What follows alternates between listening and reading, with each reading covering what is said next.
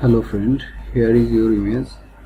Now open Photoshop and then I do clone stamp tool, and then I do open a new layer, blank layer, and only use clone stamp tool, this tool. Hopefully you can use this tool.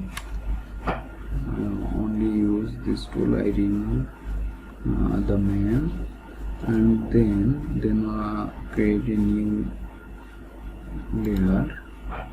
This layer is the finishing. I use this layer in brush tool.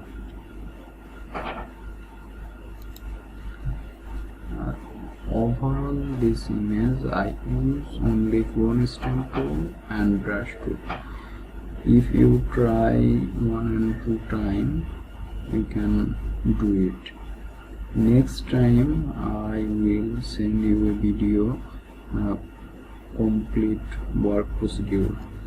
I cannot do again this work, that's why I send you this video now. Thank you.